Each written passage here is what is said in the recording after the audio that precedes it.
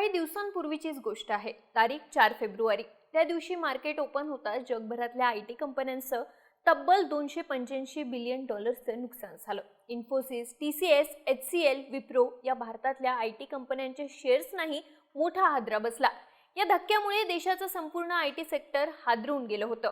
अँथ्रोपिक या AI कंपनीनं त्यांच्या क्लॉड कोवर टूलसाठी नवे प्लगइन्स लॉन्च केले होते. त्यानंतर आयटी सेक्टरमध्ये हा भूकंप आला होता.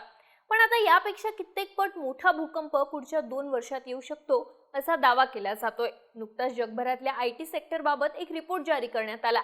या रिपोर्टमधल्या दाव्यानुसार 2028 पर्यंत भारतातलं आयटी सेक्टर संपलेलं असेल असं म्हटलं जातंय. सध्या भारताच्या आयटी सेक्टरमधून वर्षाला जवळपास $200 बिलियन निर्यात होते. पण पुढच्या 2 वर्षात ही निर्यात थांबलेली असेल असं या रिपोर्टमध्ये म्हटलंय. या रिपोर्टला नाव देण्यात आलंय AI डूम्सडे रिपोर्ट. हा रिपोर्ट समोर आल्यानंतर यावर जगभरातून प्रतिक्रिया उमटत आहेत. प्रसिद्ध बिझनेसमॅन आनंद महिंद्रा यांनी सुद्धा यावरती प्रतिक्रिया दिली आहे. पण हा रिपोर्ट नेमका काय आहे? या रिपोर्टमध्ये भारताच्या आयटी सेक्टर बाबत काय दावा करण्यात आलाय? 2028 पर्यंत देशातलं आयटी सेक्टर संपलेलं असेल असं का म्हटलं जातंय? सगळी माहिती जाणून घेऊया या व्हिडिओच्या माध्यमातून. नमस्कार, मी दिव्या आणि तुम्ही पाहताय बोलभिडू. सगळ्यात आधी या AI डूम्सडे रिपोर्ट बाबत जाणून घेऊ. सिट्रिनी रिसर्च नावाची न्यूयॉर्क मधली एक इन्व्हेस्टमेंट रिसर्च फर्म आहे. या फर्मनं हा रिपोर्ट तयार केला आहे. रिपोर्टचं नाव आहे 2028 ग्लोबल इंटेलिजन्स क्रायसिस. यालाच AI डूम्सडे रिपोर्ट असंही म्हटलं जातंय.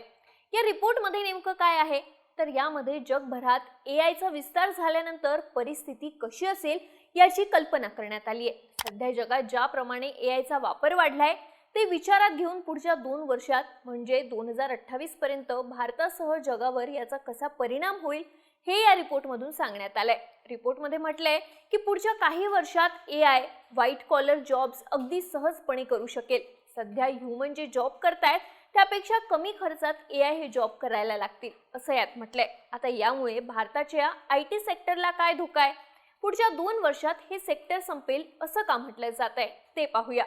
हे समजून घेण्यासाठी आपल्याला भारताचं आयटी सेक्टर काम कसं करतं ते पाहावं लागेल. भारताची लोकसंख्या जगात सर्वाधिक आहे. त्यामुळे भारतात अगदी स्वस्त दरात स्किल मॅनपॉवर आहे. हीच मॅनपॉवर जर अमेरिका किंवा युरोपमध्ये हवी असेल तर तिथे त्यासाठी मोठा खर्च लागतो. त्यामुळे जगभरातल्या मोठमोठ्या कंपन्या आयटी सर्व्हिसेससाठी भारताची मदत घेतात. या कंपन्यांना आयटी सर्व्हिस कोण प्रोव्हाइड करतंय तर TCS, विप्रो, इन्फोसिस यासारख्या भारतातल्या आयटी कंपन्या. भारतातल्या बहुतेक आयटी कंपन्या या सॉफ्टवेअर ॲज अ सर्व्हिस म्हणजे SaaS कंपन्या आहेत. या कंपन्या क्लाउड बेस्ड सॉफ्टवेअर ॲप्लिकेशन्स दुसऱ्या कंपन्यांना प्रोव्हाइड करतात, ज्याद्वारे त्या कंपन्यांचं रोजचं काम सोपं होतं. जसं की कोणत्या कस्टमरला काय हवं आहे, रोजचा सेल किती झालाय, मार्केटिंग कसं चालू आहे, ऑफिसमध्ये कोणाची सॅलरी किती असावी, ऑफिसच्या सगळ्या खर्चाचा हिशोब कसा लावावा, हे सगळं काम या सॉफ्टवेअरमुळे सोपं होतं. ही सर्व्हिस देण्याचं काम भारतातल्या सर्व मोठ्या आयटी कंपन्या करतात. आता या रिपोर्टमध्ये काय म्हटलंय तर यात म्हटलंय की पुढच्या 2 वर्षात म्हणजे 2028 पर्यंत AI यापैकी अनेक गोष्टी करायला लागेल. AI सध्या कोड लिहू शकतो पण ते अगदी बेसिक लेवलचं असतं. पण पुढच्या 2 वर्षात AI कॉम्प्लेक्स लेवल कोडिंग करायला लागेल. सॉफ्टवेअर सिस्टीम मधले बग शोधू शकेल. क्लाउड इन्फ्रास्ट्रक्चर मॅनेज करायला लागेल. बिझनेस अॅनालिटिक्स रिपोर्ट तयार करू शकेल. 2028 पर्यंत AI कडे ही सगळी क्षमता असेल असं या रिपोर्टमध्ये म्हटलंय. आता यामुळे काय होईल तर AI हे काम न थकता 24 तास करू शकेल. त्यात ह्युमन एरर राहणार नाही. तसंच AI जेवढं जास्त काम करेल तेवढी त्याची क्षमता वाढेल असं या रिपोर्टमध्ये सांगण्यात आलंय. आता या सगळ्याचा थेट फटका भारतातल्या आयटी कंपन्यांना बसू शकतो असं म्हटलं जातंय. भारतातल्या आयटी कंपन्यांची सर्वात मोठी ताकद म्हणजे या कंपन्या स्किल्ड इंजिनियर्स स्वस्त दरात पुरवतात. पण इंजिनियर्स जे काम करतायत ते काम AI टूल्स करायला लागले तर या कंपन्यांची आणि या इंजिनियर्सची गरजच उरणार नाही. दुसऱ्या देशातल्या कंपन्या भारतातल्या आयटी कंपन्यांकडून मदत घेण्याऐवजी AI टूल्सची मदत घेतील, कारण यामुळे त्या कंपन्यांचा खर्च कमी होईल. अशा प्रकारे भारतातल्या आयटी कंपन्यांची डिमांड कमी व्हायला लागेल. याचा फटका आयटी कंपन्यांच्या रेव्हेन्यूला बसेल. यामुळे आयटी कंपन्यांमध्ये व्हाईट कॉलर जॉब्समध्ये ले ऑफ व्हायला लागतील. खरं तर या सगळ्याचा परिणाम जगभरातल्या आयटी सेक्टरवरती होईल. पण सर्वाधिक फटका भारताच्या आयटी सेक्टरला बसू शकतो असं या रिपोर्टमध्ये म्हटलंय.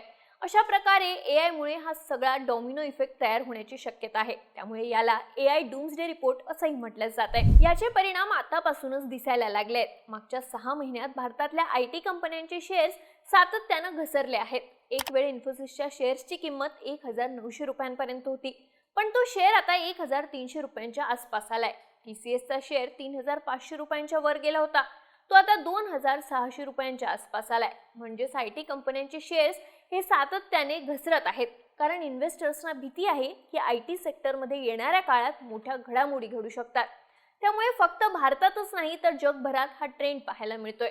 आता सिट्रिनी रिसर्चच्या या रिपोर्टवरती जगभरातून प्रतिक्रिया आल्या आहेत. प्रसिद्ध उद्योगपती आणि महिंद्रा ग्रुपचे चेअरमॅन आनंद महिंद्रा यांनी सोशल मीडियावरती पोस्ट करून आपली प्रतिक्रिया दिली आहे. हा रिपोर्ट अतिशयोक्ती असल्याचं त्यांचं म्हणणं आहे. मात्र AI मुळे IT कंपन्यांवरती दबाव वाढेल, त्यांना अधिक कार्यक्षम व्हावं लागेल, आपला खर्च कमी करावा लागेल, असंही त्यांनी स्पष्ट केलं. अँथ्रोपिकचे CEO डारियो अमोदेई यांनी काही दिवसांपूर्वी एक मोठी भविष्यवाणी केली होती. पुढच्या 6 ते 12 महिन्यात सॉफ्टवेअर इंजिनियर्सचं काम पूर्णपणे संपून जाईल. एखाद्या AI सॉफ्टवेअर डेव्हलपमेंट आणि कोडिंगचं काम स्वतः करायला लागेल, असा दावा त्यांनी केला होता. त्यांनी सांगितलं होतं की त्यांच्या अँथ्रोपिक कंपनीत इंजिनियर्स स्वतः कोड लिहित नाहीत. कोड लिहिण्यासाठी ते AI मॉडेल्सचा वापर करतात. पुढच्या 12 महिन्यात AI मॉडेल्स सुरुवातीपासून शेवटपर्यंत संपूर्ण कोड लिहू शकतील, असा धक्कादायक दावा त्यांनी केलाय. आता अशा प्रकारचं प्रेडिक्शन या रिपोर्टमध्ये करण्यात आलंय. पुढच्या 2 वर्षात हे होऊ शकतं, असं रिपोर्टमध्ये म्हटलंय. पण ही फक्त शक्यताच आहे, असंही स्पष्ट करण्यात आलंय. याचा सर्वाधिक फटका भारताच्या IT सेक्टरलाच बसू शकतो. त्यामुळे आता भारतीय IT सेक्टरनं फक्त सर्व्हिस सोडून इतर क्षेत्रातही लक्ष देण्याची गरज असल्याचं बोललं जात आहे. तुम्हाला या रिपोर्टबाबत काय वाटतं? 2028 पर्यंत भारताचा IT सेक्टर संपेल का? तुमची मतं आणि प्रतिक्रिया आम्हाला कमेंट करून नक्की सांगा आणि माहितीपूर्ण व्हिडिओसाठी बोलबिडूच्या YouTube चॅनलला सबस्क्राईब करायला विसरू नका.